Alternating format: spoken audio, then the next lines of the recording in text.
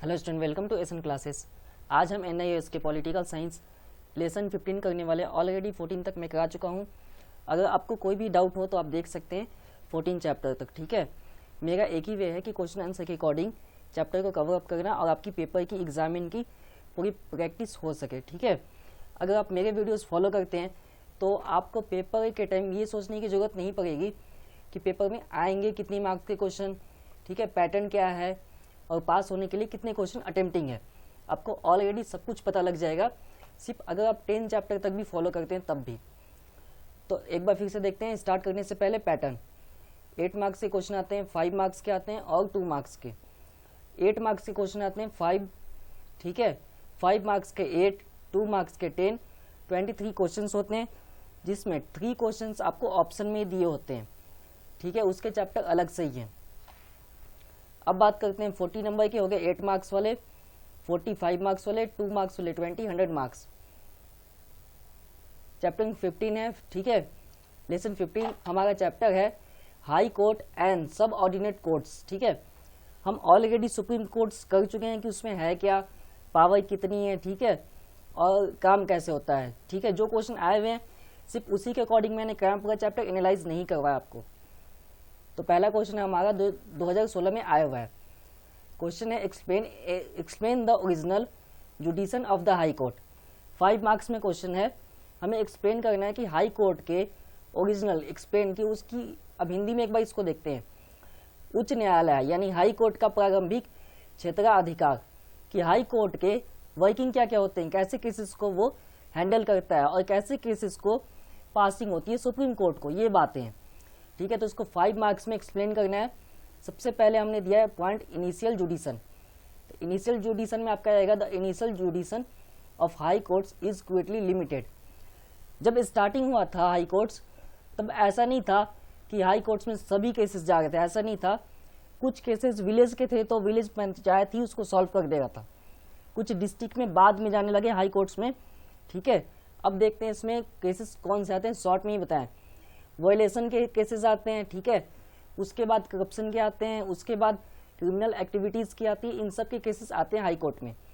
उसके बाद अगर किसी पे जो डिसीजन होता है वो सही नहीं होता तो वो व्यक्ति पिटीशन की कहाँ कर सकता है अप्लाई, सुप्रीम कोर्ट में, और उसे दोबारा से केस को रीओपन करवाई जा सकती है। ठीक है, उसके बाद यहाँ पे बोला गया ये राइट्स, एक ऑर्डर है, ऑर्डर के अकॉर्डिंग ही हाई कोर्ट अपने काम करता है। सेकेंड में डिसीजन, कई बार ऐसा होता है कि हाई कोर्ट कुछ ही हियरिंग्स में, हियरिंग्स होता है सुनवाई, ठीक है, 1-2 हियरिंग्स में ही डिसीजन कर देते हैं कि 1-2 सुनवाई हुई कि चलो सेकंड डेट, तीसरे डेट तक तो डिसीजन निकल जाता है, लेकिन कुछ की डेट नहीं निकल पाती, डिसीजन भी सही नहीं निकल पाता। ठीक है, और कुछ की डायरेक्ट निकल आती है डिसीजन तुरंत। अब बात करते हैं कि इसमें जो होते हैं हाई कोर्ट्स के अगेंस्ट जो अपील होती है वो है क्या। तो हाई कोर्ट के अगेंस्ट भी अपील होती है।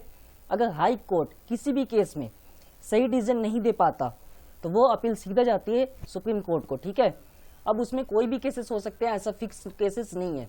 एग्जाम्पल के लिए आप सिविल ले ले, क्रिमिनल ले ले, या 2 स्टेट इन्वॉल्व केसेस ले सकते हैं। ठीक है, ऐसे केसेस भी जाते हैं। अब क्या होते हैं और कौन सी है, इसमें है PLI वाली भी केसेस आते हैं। ठीक है, PLI क्या होता है, हम सुप्रीम कोर्ट में ये ऑलरेडी कर चुके हैं, आप उस चैप्टर को देख सकते हैं और आंसर कैसे लिखना है वो भी पता लगेगा। प्लस क्वेश्चन आए हुए कितने मार्क्स के हैं, डेट, वो आपको पता लग जाएगा। इसमें स्पेशली PLI होता है फंडामेंटल रिलेटेड, अगर कोई प्रॉब्लम्स एलिगेशंस लगा हुआ है तो उसको सॉल्व करवाता है और उसके बेसिस की सुनवाई होती है। ठीक है, PLI से ही डायरेक्ट आप सीधा केस कर सकते हैं और इस पर आपकी सुनवाई होएगी। ठीक है, ये पब्लिक के लिए ही स्पेशली बनाई ये लॉ, और इस लॉ से कई सारे केसेस सॉल्व हुए हैं। अब बात करते हैं सेकंड क्वेश्चन जो 2014 में आया, 5 मार्क्स के। रिव्यू तो आपने वर्ड ऑलरेडी सुना होगा पहले भी। रिव्यू होता है, हम चेक करते हैं, स्पेशली चेक कह लो रिव्यू कह लो, एक ही बात है कि हम ये देखते हैं कि जो काम है वो सही है कि नहीं, रिव्यू देते हैं। ठीक है, तो यहाँ पे जो लॉज होते हैं या जो डिसीजन होते हैं उसके रिव्यू कौन देता है, सुप्रीम कोर्ट, लेकिन सबके नहीं देता, ये भी आपको समझना होगा। What is the meaning and importance of judicial review. तो रिव्यू क्या, वही बताने हैं। ठीक है, सबसे पहले एग्जामिन होता है, ठीक है, किसका, एग्जीक्यूटिव फंक्शंस का, कॉन्स्टिट्यूशन का, कि जो लॉ बना है वो कॉन्स्टिट्यूशन के अकॉर्डिंग हो। ठीक है, एग्जीक्यूटिव ने सही से वर्किंग किया, ये सब कुछ। तो यही एग्जामिन होता है और इस सब को रिव्यू कौन देता है? Supreme court. जब तक फर्स्ट रिव्यू नहीं आएगा सुप्रीम कोर्ट का तब तक वो अप्लाई नहीं होता है।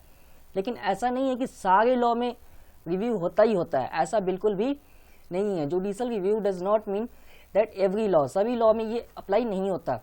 कुछ डायरेक्ट ही अप्लाई भी हो जाते हैं, इम्प्लीमेंट भी होते हैं और सक्सेस भी होते हैं, ठीक है। तो ये कुछ में होते हैं कि नहीं रिव्यू होना जरूरी है और कुछ में कंपलसरी नहीं है, डायरेक्ट इम्प्लीमेंट भी हो जाता है, ठीक है।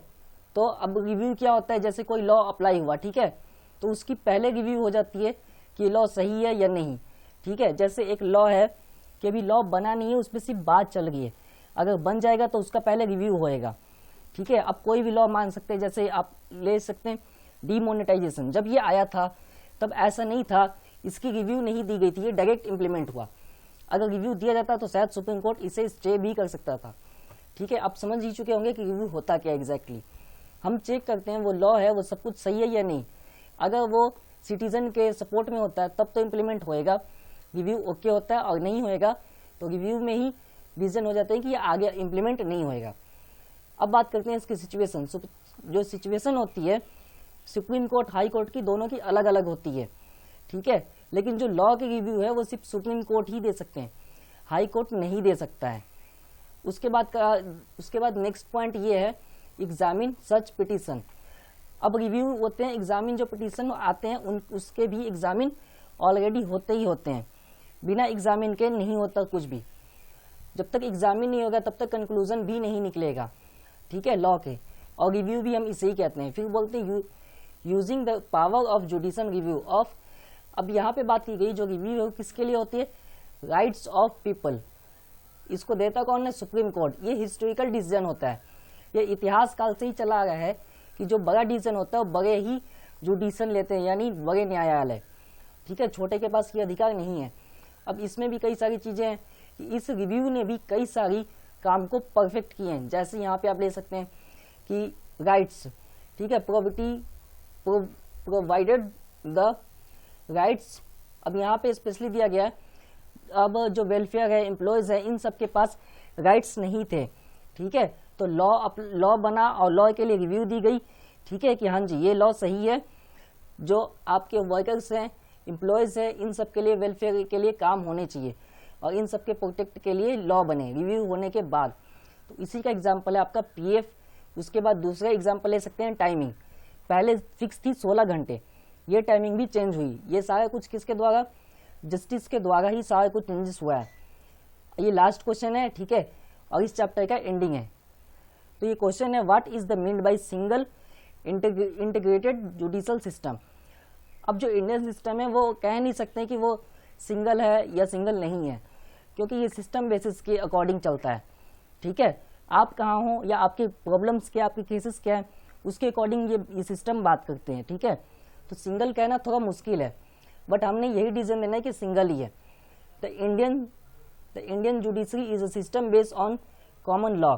The system was created by the British during colonial rules. जब ब्रिटिश गवर्नमेंट के रूल थे तब ये रूल्स थे सिंगल कॉमन लॉ, ठीक है, कि एक लॉ जो बन गया उस पर सब चलेगा, सभी मानेंगे, कोई चेंजेस नहीं होएगा, ठीक है। बाद में सारा डिवीजन हुआ है, इस चेंजेस हुआ है, चैलेंजेस आए हुए हैं, तो इसमें ये सारे कुछ चेंजेस हुए, सुप्रीम कोर्ट और द हाई कोर्ट, ठीक है, ये सब बाद में, ऐसे एग्जैक्ट सारे कुछ चेंजेस नहीं हुआ है। तो हम ये डिसीजन निकाल सकते हैं कि स्टार्टिंग पीरियड में सिंगल था सिस्टम, ठीक है, जो जुडिशल सिस्टम है वो सिंगल सिस्टम था, यहाँ पे जो लिखा है। अब लेकिन बाद में ये सिंगल सिस्टम नहीं रह गया क्योंकि इसके डिवीजन हो गई है, इसीलिए इसके आंसर अकॉर्डिंग टू हर स्टूडेंट के अलग अलग हो सकते हैं, ऐसा फिक्स नहीं है।